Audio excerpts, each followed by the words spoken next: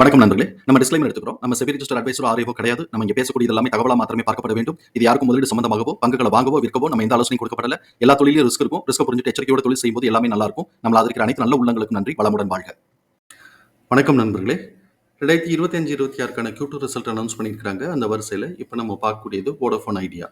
Subsequent குவார்ட்டருக்கும் சரி 2025-26க்கும் என்ன வாய்ப்பு இருக்குங்கிறதுக்கான ஒரு தேடுதல் முயற்சி. அது போக அடுத்த வருஷம் 26-27க்கும் சேர்த்தே நம்ம பார்ப்போம். ட்ரெண்ட்லைனை பொறுத்த வரைக்கும் இவங்களுக்கு எந்த கேட்டகரைசேஷனும் கொடுக்கல. ஏன்னா அது கொஞ்சம் வீக்காக இருக்குது, ஃபினான்ஷியலாக கொஞ்சம் வீக்காக இருக்குது அப்படிங்கிறது தான். ஸோ இப்போ இது வேல்யூஷனை பொறுத்த வரைக்கும் எக்ஸ்பென்சிவ் வேல்யூஷன், மூமெண்ட்டை பொறுத்த வரைக்கும் டெக்னிக்கலாக மாடரேட்லி புல்லிஷ் மூமெண்ட்டில் இருக்குது. அனாலிசிஸ்ட் 9 ரூபான்னு ப்ரைஸ் டார்கெட்டை டவுன் சைட் பண்ணியிருக்கிறாங்க. நம்ம இந்த வீடியோ ரெக்கார்ட் பண்ணக்கூடிய தருணத்தில் 10 ரூபா 35 பைசான்னு ட்ரேட் ஆகிக்கிட்டு இருக்கு. இவனுடைய பிஇ ஜோன்லாம் செக் பண்ண முடியல. ஏன்னா நிறைய எல்லாமே நெகட்டிவாக இருக்கும். நெகட்டிவாக இருக்குது, பாசிட்டிவ் ப்ரைஸுங்கும் போது எக்ஸ்பென்சிவ் வேல்யூஷனுங்கிறத தவிர்க்க முடியாது. ஸோ இப்போ இந்த புக் வேல்யூவாக இருக்கட்டும், பிபியாக இருக்கட்டும், நெகட்டிவாக இருக்குது. அதே சமயத்தில் ப்ரைஸ் பாசிட்டிவாக போகிறதுனால எக்ஸ்பென்சிவ் வேல்யூஷன் அப்படிங்கிறத நம்ம புரிதலுக்குள்ள எடுத்துக்கிறோம். Beta score 1 year beta score பார்த்தோம்னா 1.53ங்கிறதுனால ஹை வாலட்டாலிட்டிங்கிறத கவனத்தில் எடுத்துக்கிறோம். ட்ரெண்ட் லைனில் பார்ட்டிசிபேட் பண்ணியிருக்கக்கூடிய அனாலிசிஸ்டுடைய ப்ரைஸ் ரேஞ்ச் எப்படி இருக்குன்னு ஃபோர்காஸ்ட் எப்படி இருக்குன்னு பார்க்கலாம். ரெவென்யூ ஃபோர்காஸ்ட் ஆனுவலைஸ்டாக நம்ம பார்க்கும்போது கிட்டத்தட்ட இவன் ஒரு 9% க்ரோத்துக்கான ஆப்பர்ச்சுனிட்டி இருக்குன்னு எதிர்பார்க்குறாங்க. அதே சமயத்தில் குவார்ட்டர்லின்னு வரும்போது இது ஒரு 10% க்ரோத்துக்கு 10% கிட்டக்கு க்ரோத்துக்கான ஆப்பர்ச்சுனிட்டி இருக்குன்னு எதிர்பார்க்குறாங்க. இபிஎஸ் உடைய ஃபோர்காஸ்ட் ஆனுவலைஸ்டாக 38% க்ரோத்துக்கான ஆப்பர்ச்சுனிட்டி இருக்குன்னு எதிர்பார்க்குறாங்க. அதே சமயத்தில் குவார்ட்டர்லின்னு வரும்போது 18% க்ரோத்துக்கான ஆப்பர்ச்சுனிட்டி இருக்குன்னு எதிர்பார்க்குறாங்க. இவங்களுடைய குவார்டர்லி பெர்ஃபார்மன்சஸ்ன்னு பார்க்கும்போது இயர் ஆன் இயர் கம்பேரிசனுங்கிறது செப்டம்பர் 2025 செப்டம்பர் 2024 கம்பேர் பண்ணும்போது 0.6 இவங்களுடைய குவார்டர்லி ரெவென்யூ இன்க்ரீஸ் ஆயிருக்கு. அதே மாதிரி குவார்டர்லி நெட் ப்ராஃபிட் 23% இன்க்ரீஸ் ஆயிருக்கு.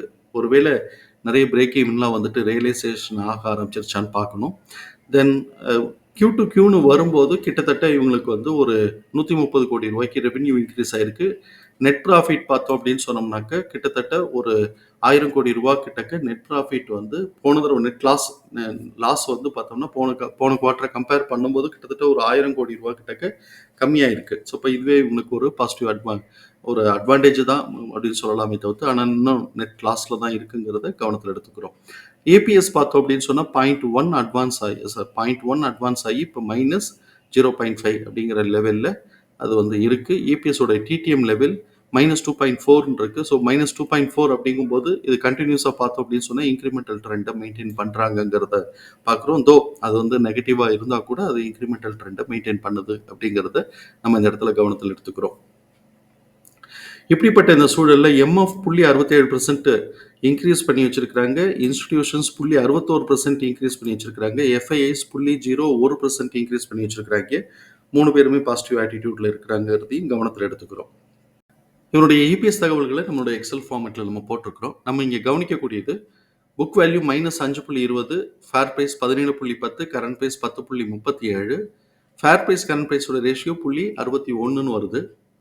இது பார்த்தோம் அப்படின்னு சொன்னால் அஃபோர்டபிலிட்டின்னு தான் நம்ம பெர்சீவ் பண்ணுவோம். ஆனால் இங்கே இபிஎஸ்ஸும் நெகட்டிவாக இருக்குது, இபிஎஸோட டிடிஎம் நெகட்டிவாக இருக்குது, புக் வேல்யூ நெகட்டிவாக இருக்குது. நெகட்டிவ் இன்ட்டு நெகட்டிவ் பாசிட்டிவ்ங்கிறதுனால இது பாசிட்டிவ் ரிசல்ட் நமக்கு கிடைச்சிருக்கு.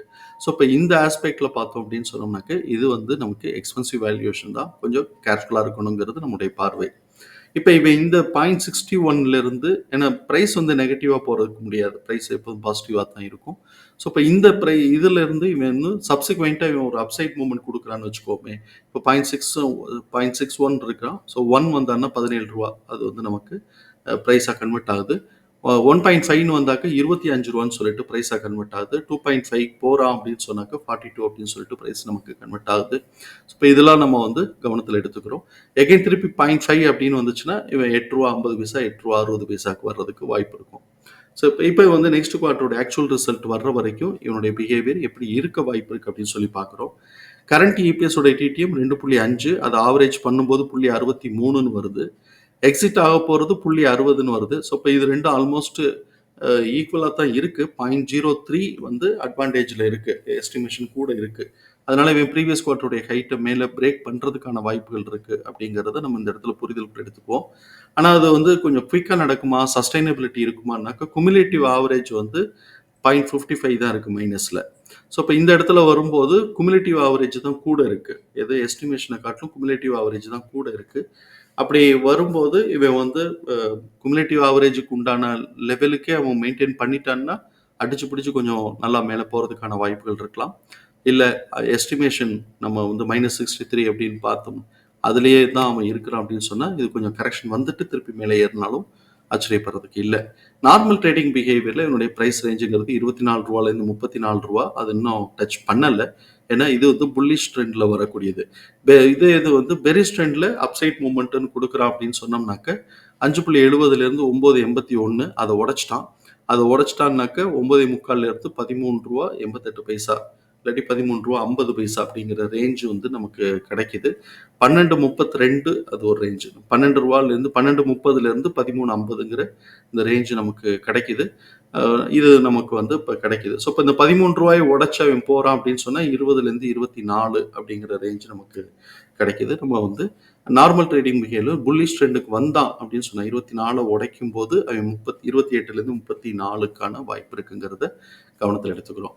இப்போ நமக்கு இந்த ப்ரைஸ் ரேஞ்சஸை நம்ம சார்ட்டில் மார்க் பண்ணியிருக்கிறோம். சார்ட்டில் எப்படி மார்க் பண்ணியிருக்கோம்னா இப்போ இவன் மேலே போகிறான். ஸோ ஃபர்ஸ்ட் லெவல் ஆஃப் ரெசிஸ்டன்ஸுங்கிறது 9.45லேருந்து 13, 9 ரூபா 45 பைசாலேருந்து 13.80. செகண்ட் லெவல் ஆஃப் ரெசிஸ்டன்ஸுங்கிறது 20லேருந்து 24, தேர்ட் வந்து 28 to 34 அப்படிங்கிற லெவலுக்கு மார்க் பண்ணியிருக்கிறோம். இதுக்கு மேலே போகுது அப்படின்னு சொன்னால் 2.5 தான் 42. அது இமீடியட்டாக ஒரே குவார்ட்டர்லாம் இவ்வளோ தூரம் வருமா அப்படிங்கிற சந்தேகம் தான். பட் ஆனுவலைஸ்டாக பார்க்கும்போது அடுத்த வருஷம் அப்படிங்கிறது ஒன்று 1 இயரோ 1.5 இயர்ஸ்க்கோ பெர்ஃபார்மன்ஸஸ் நல்லா இருக்குது அப்படின்னு சொன்னால் இது மேலே போகிறதுக்கான வாய்ப்புகள் இருக்கலாம். எனிவே இது வந்து ரிஸ்கி ஸ்டாக் தான். இப்படி பாசிபிலிட்டிஸ் இருக்குது அப்படிங்கிறதையும் கவனத்தில் எடுத்துக்கிறோம்.